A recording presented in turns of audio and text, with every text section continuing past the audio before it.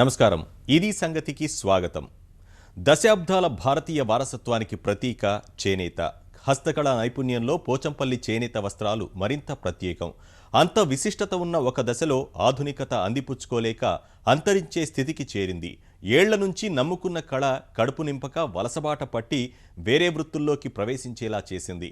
ఇప్పుడు ఆ చీకటి రోజులు తొలగిపోతున్నాయి. పోచంపల్లి గత వైభవం దిశగా అడుగులు వేస్తోంది. జాతీయ అంతర్జాతీయ స్థాయిలో ఇక్కడి వస్త్రాలకు గిరాకీ పెరిగి మూలన పడ్డ మగ్గాలకు పని మొదలైంది.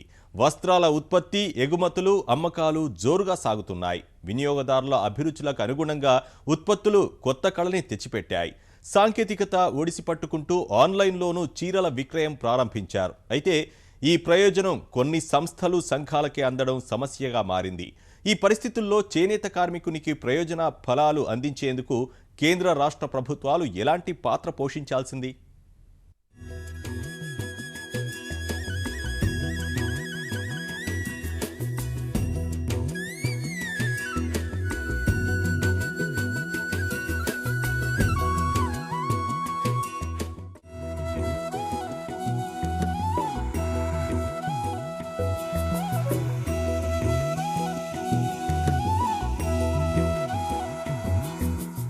పోచంపల్లి చేనేత తెలంగాణలోనే కాదు, జాతీయ అంతర్జాతీయ స్థాయిలోనే ప్రఖ్యాతిగాంచింది. దేశవ్యాప్తంగా చేనేత దుస్తుల ఉత్పత్తి, వాడకంలో ఈ వస్త్రాల ప్రత్యేకత ఇప్పటికీ ఎప్పటికీ చెరిగిపోనిది, చెరపలేనిది. శతాబ్దానికి పైగా చరిత్ర కలిగిన పోచంపల్లి చేనేత వస్త్రాల విశేషాలు ఎన్నో. 1800 నుంచి మాత్రం పోచంపల్లి కళ వెలుగులోకొచ్చింది. 19వ శతాబ్దంలో పట్టు వస్త్రాలు విలాసవంతమైన జీవితానికి, గొప్పతనానికి నిదర్శనంగా మారిన పట్టు చీరలకు గొప్ప ఆదరణ లభించింది. భారతదేశ చేనేతకు ప్రతీకగా పోచంపల్లి చేనేతను గుర్తించిన యునెస్కో ప్రపంచ వారసత్వ సంపద జాబితాలో చేర్చింది.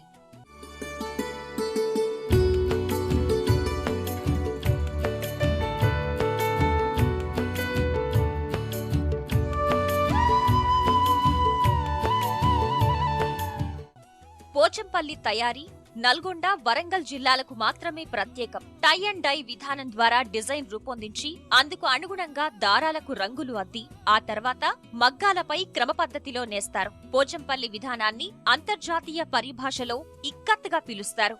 నిజాం కాలంలోనే నల్గొండ జిల్లాలో తయారైన ఇక్కత్ వస్త్రాలు విదేశాలకు ఎగుమతి అయ్యేవి. పుట్టపాకలో తయారైన తేలియా రుమాళ్లు అరబ్ దేశాల్లో జోరుగా అమ్ముడయ్యేవి. ఒకప్పుడు పోచంపల్లి చేనేత కార్మికులు చేతి నిండా పని, జేబు నిండా డబ్బు అనే రీతిలో పనిచేసేవారు. కాలక్రమేణా పెట్టుబడులు పెరిగి గిరాకీలు తగ్గిపోయాయి. పూట గడవడమే కష్టమయ్యే పరిస్థితి వచ్చింది. చుట్టుముట్టిన కష్టాలతో నేతన్నలు బలవన్మరణాలకు పాల్పడ్డారు. మరికొందరు కుటుంబాన్ని పోషించుకునేందుకు పట్టణాలకు వలస వెళ్లారు. ఇలా కళ తప్పిన కళాకారుల బతుకుల్లోకి క్రమంగా వెలుగులు వస్తున్నాయి. పోచంపల్లి వస్త్రాల ఎగుమతులు, జనాదరణ పెరిగిపోయాయి. గిరాకీ పెరిగి అమ్మకపు ధరలు కాలే కడుపులకు ఆసరాగా నిలుస్తున్నాయి. వలస వెళ్లిన కుటుంబాలు తిరిగి స్వగ్రామాలకు చేరుకుని మగ్గాలకు పని చెప్తున్నారు. పనిలో గతానికి, వర్తమానానికి మధ్య తేడాను కళ్లకు కడుతున్నాయి. అంతకుముందుకు ఈ ముగ్గాల పని సరిగా నడకపోయింది. మొత్తం బాగా లేకుండా వెళ్ళిపోయినా, సిటీకి వెళ్ళిపోయినా. నేను ఆడ బట్టల షాప్లో చేస్తే ఇంత శాలరీ వచ్చేది, బస్ పోయేది, చాలా ఇబ్బంది అయ్యేది. ఇక దాని తర్వాత ఇక ఊర్లో పని మంచిగా నడుస్తుందని ఇప్పుడు ఊర్లోకి వచ్చాను. ఇప్పుడు అంతమంది ఇక్కడ ఇంటి దగ్గరనే చేసుకుంటే ఇప్పుడు పడిపోతుంది సార్. మనకు ఒక చీర నేస్తే రోజుకు అది 4 రోజులకు ఒక చీర నేసినా 200 అట్లా వచ్చేది. ఆ పరిస్థితుల్లో ఇక మొగ్గం బంద్ చేసి పని చేస్తానికి వెళ్ళి తర్వాత ఇప్పుడు జర మంచిగా కూలి వస్తుంది జర, అందుకని మళ్ళా మొగ్గం నేయడానికి వచ్చిన. నల్గొండ జిల్లాలో సుమారు 40,000 మంది చేనేతపై ఆధారపడ్డారు. ఒక్క భూదాన్ పోచంపల్లే కాదు, పోచంపల్లి చేనేత వస్త్రాలపై ఆధారపడ్డ ప్రతి కుటుంబానికి ప్రస్తుతం 4 వేళ్లు నోట్లోకి వెళ్తున్నాయి. పస్తులుండే పరిస్థితి తప్పి కడుపు నింపుకుంటున్నారు. నల్గొండ జిల్లా చౌటుప్పల్, సంస్థాన్ నారాయణపురం, కొయ్యలగూడెం, పుట్టపాక, గట్టుప్పల లాంటి చేనేత వస్త్రాలకు పేరుగాంచిన గ్రామాలు కళకళలాడుతున్నాయి. కేంద్ర, రాష్ట్ర ప్రభుత్వాల సహకారమో, అంతర్జాతీయ స్థాయిలో డిమాండ్ వల్ల పోచంపల్లి కళాకారుల బతుకులు బాగుపడుతున్నాయి అనుకుంటే పొరపాటే. ప్రపంచవ్యాప్తంగా ఆదరణ పెరగడం వెనుక వస్త్రాల రూపశిల్పుల శ్రమే కారణం. పెట్టుబడులు అధికమై గిరాకీ లేక గిట్టుబాటు ధర లభించని రోజుల్లో కొత్త ఆలోచనలు శ్రీకారం చుట్టారు. పోచంపల్లి వస్త్రాలకు నాణ్యత పరంగా రాజ్కోట్ సాంకేతికత జోడించారు.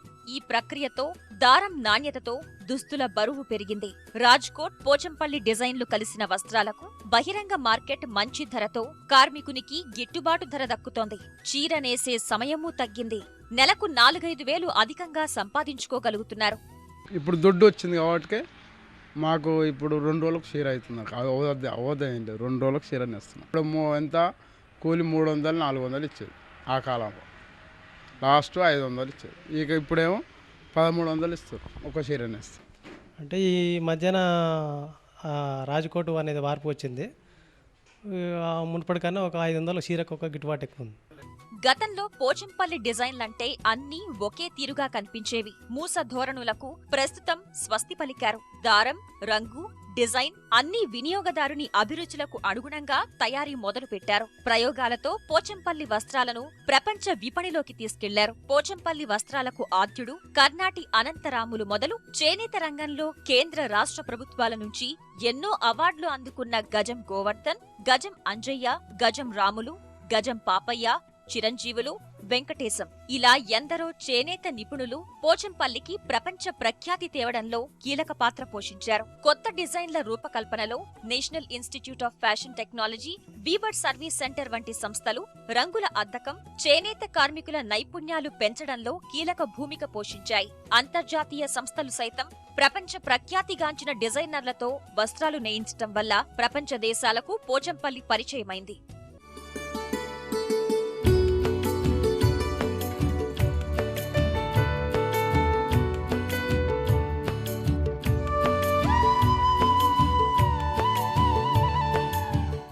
పోచంపల్లి చేనేత పార్క్ లాంటి పరిశ్రమలు, సహకార సంఘాలు జాతీయ, అంతర్జాతీయ ప్రదర్శనలకు హాజరై పోచంపల్లి ప్రాధాన్యం ప్రపంచానికి వివరించగలిగాయి. చీరల నేతకే పరిమితమవ్వకుండా డ్రెస్ మెటీరియల్స్, చేతి రుమాళ్లు, చుడీదార్లు, బెడ్షీట్లు, దివాన్ సెట్లు, దిండు కవర్లు, తువాళ్లు, చేతి సంచుల తయారీకి చేనేత కార్మికులు, సహకార సంఘాలు శ్రీకారం చుట్టాయి. మార్కెట్ అవసరాలకు అనుగుణంగా ఉత్పత్తుల్లో మార్పులు చేస్తూ ఆర్డర్లు తెచ్చుకోవడంలో సఫలమయ్యాయి. నేసిన చీరలకు మార్కెటింగ్ సౌకర్యం కల్పించుకోవడంలోనూ వస్త్రాల తయారీదారులు దృష్టి సారించారు. ఇక్కత్ వస్త్రాలకు ఉన్న ఆదరణతో ఆన్లైన్ అమ్మకాలు కొనసాగిస్తున్నారు. ఇంట్లో కుటీర పరిశ్రమలు నడుపుతున్న నిపుణులైన చేనేత కార్మికులు internet, Facebook, WhatsApp, online shopping వెబ్సైట్లలో పోచంపల్లి వస్త్రాల విశిష్టత తెలుపుతూ అమ్మకానికి పెడుతున్నారు. దేశ విదేశాలకు అమ్మకాలు విస్తరించడానికి సాంకేతిక పరిజ్ఞానం సానుకూలంగా మారింది. ప్రపంచ దేశాలకు, అమెరికాకు కానీ, ఆస్ట్రేలియాకు కానీ ఇక్కడికి వెళ్ళి ఆన్లైన్ బిజినెస్ అనేది కొత్త స్టార్ట్ అయింది. వాట్సాప్ కానీ, ఇంటర్నెట్ కానీ ఆ విధంగా డిజైన్లు వాళ్ళకు డోర్ డెలివరీ సిస్టమ్ వచ్చింది. డిజైన్ నచ్చి వాళ్ళు వాట్సాప్లో బుక్ చేసుకుంటే బ్యాంకులో అకౌంట్ కట్టేస్తే వెంబడే వాళ్ళకు డోర్ డెలివరీ చేయడం కూడా జరుగుతుంది. ఈ అనుకూల పరిస్థితులు ఏ ఒక్క రోజులోనూ సాధ్యం కాలేదు. కార్మికుల నిరంతర శ్రమకు తోడుగా పోచంపల్లి హ్యాండ్లూమ్ పార్క్ వస్త్రాలకు అరుదైన గౌరవం తెచ్చిపెట్టింది. దేశంలోనే తొలిసారిగా ఏర్పాటైన చేనేత పార్క్, దేశంలోనే తొలిసారిగా ఇండియన్ హ్యాండ్లూమ్ బ్రాండ్ దక్కింది. ఈ గుర్తింపుతో పోచంపల్లి ఇక్కత్ వస్త్రాల ఖ్యాతి మరింత పెరిగింది. పోచంపల్లి పార్క్ నుంచి తయారయ్యే కాటన్ చీర, bedsheet, dress materials Indian handloom brand గా గుర్తింపునిచ్చింది ప్రభుత్వం. ఈ 3 రకాల వస్త్రాలకు ఇండియన్ హ్యాండ్లూమ్ బ్రాండ్ లోగో ముద్రించుకోవచ్చు. ఈ గుర్తింపుతో నెలకు 50 లక్షల వరకు ఉత్పత్తి చేస్తున్న పార్క్ ఆర్డర్లు మరింత పెరగనున్నాయి. ఇది షోరూమ్ పెట్టి 2 years అయిపోయింది సార్. ప్రతి నెల ఒక 50,000, 60,000 అమ్మేది. ఈ మధ్యన కొద్దిగా రాజ్కోటు, పట్టు ఇక్కతు, ఈ పోచంపల్లి ఇక్కతు, మస్రెస్ ఇక్కతు ఈ విధంగా కొత్త కొత్త తయారు చేసి ఈ మధ్యన ఎవ్రీ మంత్ 1,50,000 అమ్ముతున్నాం. గతంలో 50,000, 60,000 వచ్చేది. అంతర్జాతీయ స్థాయిలో గుర్తింపు సాధిస్తున్న పోచంపల్లి హ్యాండ్లూమ్ పార్క్ పై కేంద్ర, రాష్ట్ర ప్రభుత్వాలు మరింత దృష్టి సారించాలి. ప్రస్తుతం పార్క్ పెట్టుబడుల కోసం మూలధనం లేదు. కోట్ల రూపాయల ఆర్డర్లు వచ్చినా పార్క్ యాజమాన్యం తీసుకునేందుకు సాహసం చేయలేకపోతోంది. జాతీయ చేనేత అభివృద్ధి సంస్థ ద్వారా ముడి సరుకుపై రాయితీలు అందుతున్నా పార్క్ నిర్వహణ భారం పెరిగిపోతోంది. పరిశ్రమ కింద రావడంతో విద్యుత్ బిల్లు మోతమోగుతోంది. పార్కును సహకార సంఘం కింద గుర్తించకపోవడం వల్ల చేనేత సంక్షేమ పథకాలు పార్క్ అందడం లేదు. అంతర్జాతీయ ప్రదర్శనలకు వెళ్తే లక్షల్లో ఖర్చవుతోంది. ఈ అవరోధాలు అధిగమించేందుకు ప్రభుత్వాలు సహకారం అందించాలి. పోచంపల్లి వస్త్రాలకు డిమాండ్ పెరిగినా చేనేత కుటుంబాలకు సంపూర్ణంగా ఆ ఫలాలు చేరడం లేదు. చేనేత కార్మికులకు వస్త్రాల తయారీకి అవసరమైన పెట్టుబడులు అందుబాటులో లేకపోవడమే, సహకార సంఘాల ద్వారా ఉపాధి పొందే అవకాశమున్నా సంఘాల పనితీరు సరిగా లేకపోవడము చేనేత కార్మికులు పనికి దూరమవుతున్నారు. నల్గొండ జిల్లాలో 72కు పైగా చేనేత సహకార సంఘాలు ఉండగా ప్రస్తుతం 20కి మించి పనిచేయటం లేదు. మిగిలినవన్నీ నష్టాల పాలై ఎప్పుడో మూతపడ్డాయి. నడుస్తున్న సంఘాలు రుణాల్లో కూరుకుపోయాయి. ఇటీవలే రాష్ట్ర ప్రభుత్వం రుణాలు మాఫీ చేసినా సంఘాల్లో కొందరికి తప్ప కార్మికులందరికీ ఉపాధి దొరికే పరిస్థితి లేదు. గిట్టుబాటు లేదు. మెయిన్ ఏంటంటే గిట్టుబాటు లేదు. బయటకన్నా చీరకు 300-400 తక్కువ ఉంటుంది ఏ సంఘం. దానివల్ల మేము బయటకు పోతాం. సంఘం నుంచి ఏం వస్తలేదు. సంఘాలు అన్నీ పెట్టారు కానీ ఇక ఇప్పుడు ఏంటంటే వాళ్ళే చూసుకుంటారు, మనకేమి ఇయ్యరు. సంఘాల నిర్వహణలోనూ పెద్ద ఎత్తున కుంభకోణాలు చోటు చేసుకుంటున్నాయి. సహకార సంఘాలకు ప్రభుత్వమిచ్చే రాయితీలు, ఇతర రుణాలు క్షేత్రస్థాయిలో కార్మికునికి చేరటం లేదు. ముడిసరుకు దగ్గర్నుంచి గిట్టుబాటు ధర వరకు అన్నింటా పారిశ్రామికుడు నష్టపోతున్నాడు. చేనేత కార్మికులకు ఉపాధి కల్పించడమే లక్ష్యంగా నెలకొల్పిన సహకార సంఘాలకు నేతన్నలు దూరమవుతున్నారు. ఇంకా కొంచెం చేసేది ఏంటంటే ఇప్పుడు సొసైటీ కూడా ఒక 500-600 మంది సభ్యులు ఉన్నారు. అందులో నేసే వాళ్ళు 60-70 మందికి మాత్రమే ఉన్నారు. ఏ స్కీమ్ వచ్చినా ఈ 600 మందికి పంచుతున్నారు కానీ ఈ నేసే కార్మికులకు మాత్రం ఏం లేదు. ఒక కమిటీలు ఎలా ఉన్నాయంటే పాతకాల మనుషుల్లాగా ఇంకా వాళ్ళకు తెలియదు. అయితే వాళ్లకు తెలియజెప్పే ప్రభుత్వం తెలియజెప్పే ఆన్లైన్లోకి బిజినెస్ పెట్టించినట్లయితే బాగుంటుంది. సహకార సంఘాలు కార్మికులకు పని కల్పించకపోవడం, గిట్టుబాటు ధర రాకపోవడానికి తెలంగాణ చేనేత సహకార సంఘాల సమాఖ్య పనితీరు పరోక్ష కారణం. విభజన తర్వాత పేరు మార్చుకున్న ఆప్కో ప్రస్తుతం డిమాండున్న వస్త్రాల సంఘాల నుంచి కొనుగోలు చేయటం లేదు. చేనేత వస్త్రాలకు మార్కెట్ సౌకర్యం కల్పించి అమ్మకాలు పెంచడం ద్వారా కార్మికులకు, సంఘాలకు ఉపాధి కల్పించాలన్న ఆప్కో అసలు లక్ష్యం నెరవేరటం లేదు. ఆప్కో తీసుకుంటే ఇది మాకు వీవర్స్కు మేలు చేయగలుగుతాం. ఆప్కో వాళ్ళు ఈ కాస్ట్లీ వెరైటీ తీసుకోవడం లేదు. దానివల్ల ప్రాబ్లం అవుతుంది. మధ్యవర్తులు ఏం చేస్తారు, ఇది నేయిస్తారు, దాని మీద 2000-3000 పెంచుకొని అమ్ముకుంటారు. ఇది 2-3 లెవెల్స్లోకి పోయి అది సిటీలో షాప్ వరకు వచ్చే వరకు రేటు బహుశా 100% నుంచి 200% పెరుగుతున్నట్టుంది.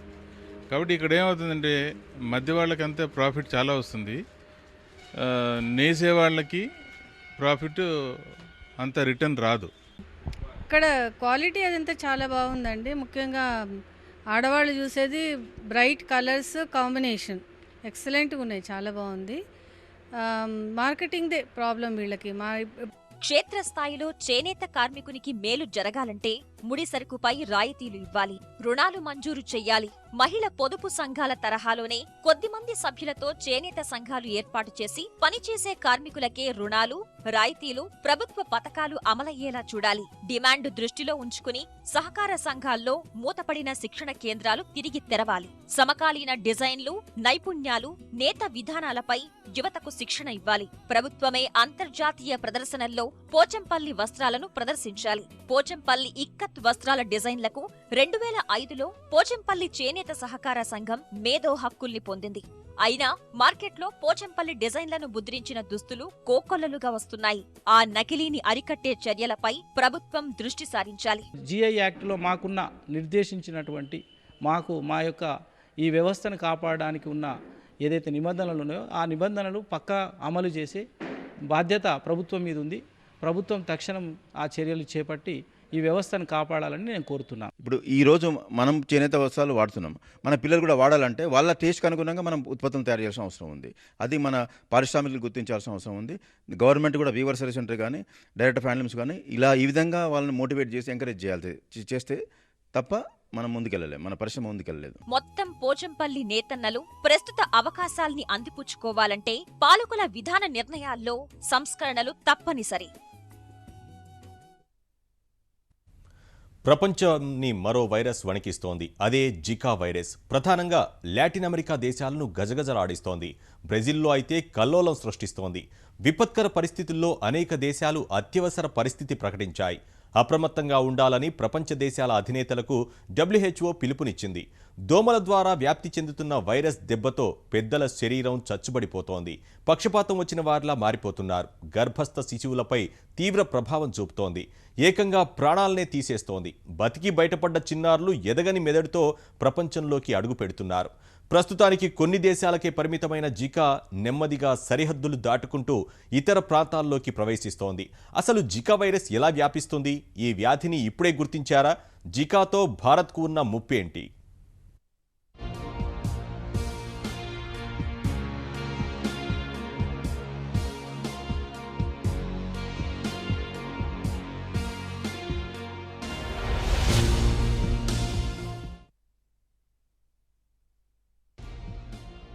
ఎబోలా మారణహోమం పీడకల మరువక ముందే మరో మహమ్మారి మానవాళికి పెనుముప్పుగా పరిణమించింది.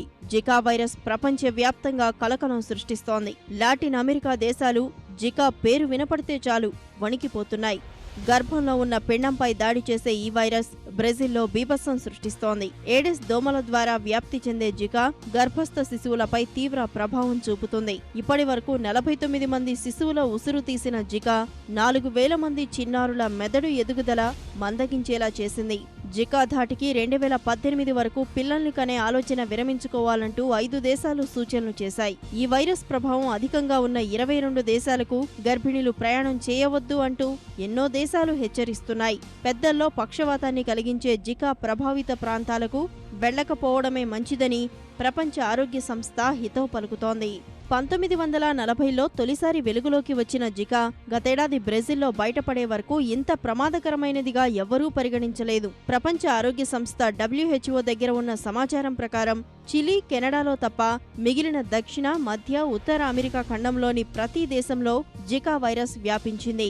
దోమకాటు ద్వారా జికా వైరస్ వ్యాప్తి చెందుతోంది. గతేడాది మేలో బ్రెజిల్లో తొలి కేసు నమోదయ్యాక దాదాపు మరో 21 దేశాల్లో జికా కేసులు కనిపించాయని WHO పేర్కొంది. జికా సోకిన శిశువుకి మైక్రోసెఫాలీ అనే నాడి సంబంధిత వ్యాధి సోకి మెదడు ఎదుగుదల ఆగిపోతుంది. పిల్లలు చిన్న తలతో జన్మిస్తారు. డెంగ్యూ లక్షణాలు కలిగిన జికా జ్వరం గర్భంపై తీవ్ర ప్రభావం చూపుతుంది. డెంగ్యూ, చికెన్ గున్యా వైరస్లు గర్భాశయంలోకి ప్రవేశించలేవు. జికా మాత్రం తల్లి రక్తం ద్వారా బిడ్డకు చేరి మెదడు ఎదుగుదల స్తంభించేలా చేస్తుంది. She's my first baby, and this illness wasn't heard of in Brazil until now. I asked the doctor if what I heard was true. Since then, I've been taking special precaution like using insect repellent. America ఖండంలో Zika వ్యాప్తి చేసే Aedes దోమలు అధికంగా ఉండడం వల్లే ఈ వ్యాధి విస్తరిస్తున్నట్లు WHO తెలిపింది. Bolivia, Brazil, Cape Verde, Colombia, Ecuador, El Salvador, French Guiana, Guadeloupe, Guatemala, Guyana, Haiti, Honduras, Martinique, Mexico, Panama, Paraguay, Saint Martin, Suriname, Samoa, Venezuela, Puerto Rico, Dominican Republic దేశాలకు గర్భిణీ స్త్రీలు ప్రయాణం చేయడం మంచిది కాదని అమెరికా జాతీయ వ్యాధి నిరోధక కేంద్రం ప్రకటన జారీ చేసింది. El Salvador, Jamaica, Colombia, Ecuador మరింత ముందు జాగ్రత్తగా 2018 వరకు తమ దేశ మహిళలు గర్భం ధరించకుండా జాగ్రత్తలు తీసుకోవాలని సూచించాయి.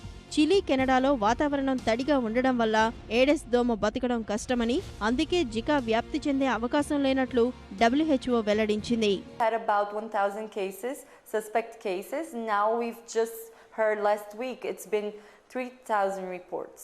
డెంగ్యూ, చికెన్ గున్యా వంటి సాంక్రమిక వ్యాధులు మోసుకొచ్చే ఏడెస్ దోమలే జికాకు వాహకాలు. జికా సోకిన 3 నుంచి 12 రోజుల వరకు ఆ వ్యాధికి సంబంధించిన ఆనవాళ్లేమీ కనిపించవు. ప్రతి 10 మందిలో 2కి మాత్రమే వ్యాధి లక్షణాలు కనిపిస్తాయి.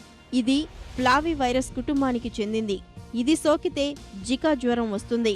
లక్షణాలు డెంగ్యూ, చికెన్ గున్యా వ్యాధిని పోలి ఉండడం వల్ల గుర్తించడం కష్టం. 80% వరకు జికా బయటపడదు.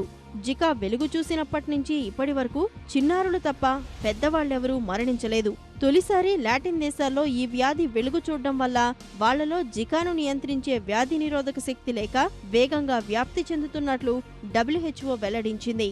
తొలిసారి 1947లో ఉగాండాలో కోతుల్లో జికా వైరస్ జాడలు కనిపించాయి. తర్వాత 7 ఏళ్లకు 1954లో నైజీరియాలో తొలిసారి మనిషి శరీరంలో జికాను వైద్యులు గుర్తించారు. అక్కడి నుంచి ఆఫ్రికా, నైరుతాసియా, పసిఫిక్ తీరానికి జికా ఎగుమతయింది. 2014, 2015లో బ్రెజిల్లో అంతర్జాతీయ సమావేశాలు, ప్రపంచ స్థాయి క్రీడలు జరిగాయి.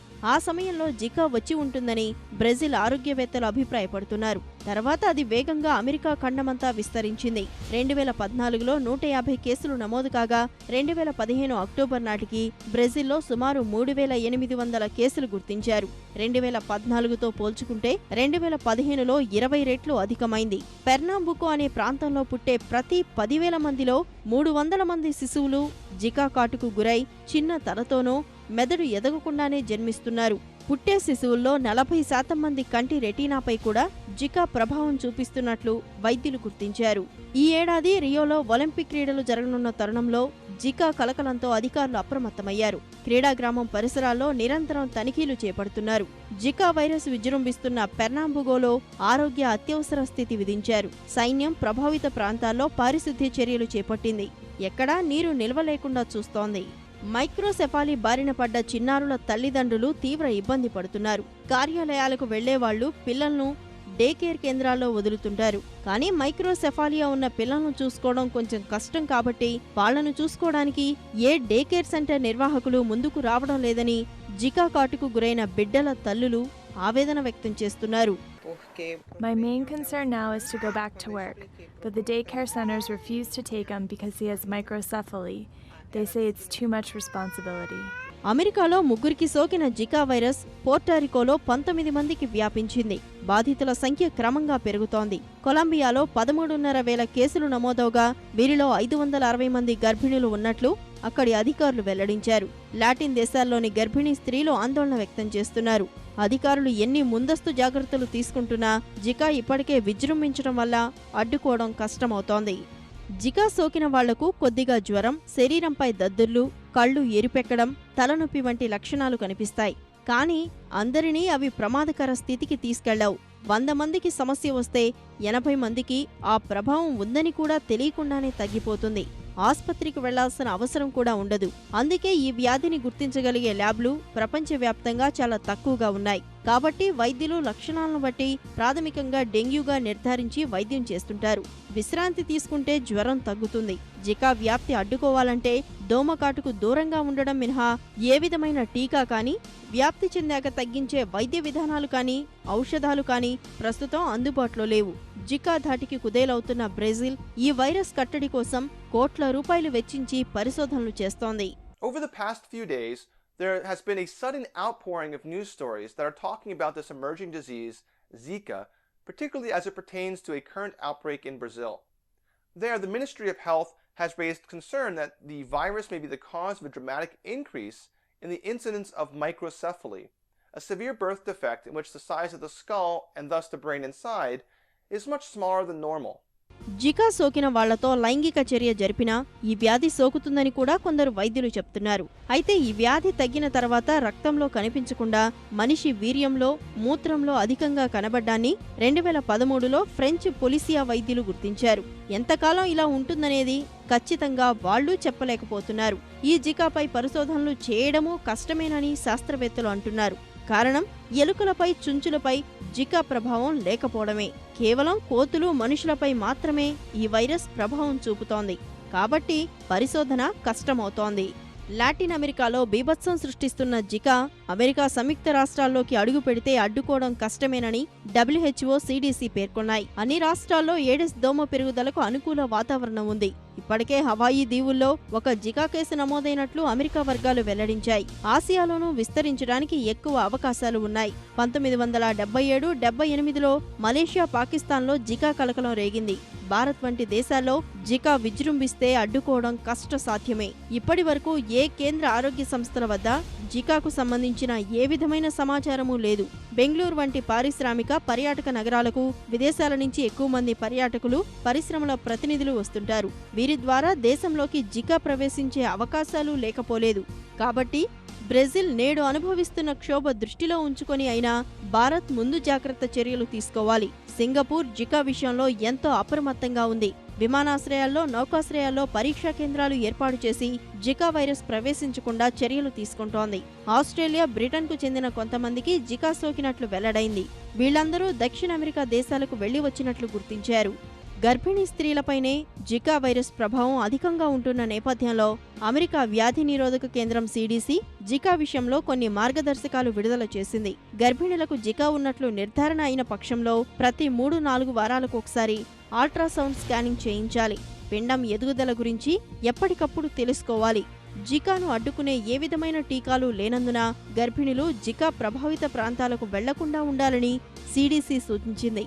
ఒకవేళ తప్పని పరిస్థితుల్లో ఆ ప్రాంతానికి వెళ్లాల్సి వస్తే దోమకాటు జరగకుండా జాగ్రత్తలు తీసుకోవాలి. ఏడెస్ దోమలు బయటే కాదు, ఇంట్లో కూడా కుట్టే ప్రమాదం ఉంది. పగటి వేళల్లోనే ఇవి మనుషులపై దాడి చేస్తుంటాయి. కాబట్టి రోజు మొత్తం జాగ్రత్త వహించాలి. జికా ప్రభావిత ప్రాంతాల్లో పర్యటించే వాళ్లు శరీరం మొత్తం కప్పి ఉంచేలా పొడవైన దుస్తులు ధరించాలి. ఏదైనా జికా వైరస్ ప్రభావిత ప్రాంతానికి వెళ్లి వచ్చిన గర్భిణులు వెంటనే వైద్యులకు ఆ విషయాన్ని తెలియజేసి తగిన పరీక్షలు చేయించుకోవాలి. ఇలాంటి ఎన్నో జాగ్రత్తలు తీసుకోవాలి. జికా సోకిన తర్వాత బాధపడే కంటే ఆ వైరస్కు దూరంగా ఉండడమే మేలు.